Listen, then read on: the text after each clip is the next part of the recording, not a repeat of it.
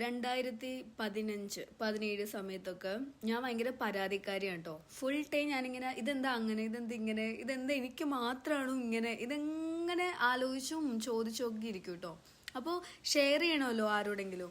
അപ്പോൾ cousin brother ഉണ്ട്, ആളെ വിളിച്ചിട്ട് ചേട്ടാ അങ്ങനെയാ ഇങ്ങനെയാ ഈ കഥ മൊത്തം ഇങ്ങനെ ഞാൻ പറയും. അപ്പോൾ ഒരു പ്രാവശ്യം ആളെന്നോട് തിരിച്ചു പറഞ്ഞതാണ്, അത് ഒരാൾക്ക് ചുമയാണെങ്കിൽ മറ്റൊരാൾക്ക് ജലദോഷം എന്താണെങ്കിലും ഉണ്ടാകും.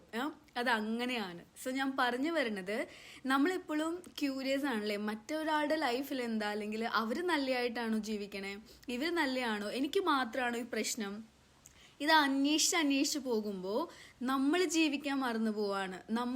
നമ്മളെ മനസ്സിലാക്കാൻ, നമുക്ക് എന്താ വേണ്ടതെന്ന് മനസ്സിലാക്കാൻ നമ്മൾ ആകെ കൺഫ്യൂസ്ഡും എന്താ പറയുക ഭയങ്കര ആദ്യമായിരിക്കും. അയ്യോ അവർ കാറ് മേടിച്ച്, ഇവർ വീട് വാങ്ങിച്ച്, അല്ലെങ്കിൽ അവർക്ക് നല്ല ജോലിയുണ്ട്, എനിക്ക് ജോലി ആയിട്ടില്ല, എൻ്റെ കടബാധ്യത മാറിയിട്ടില്ല.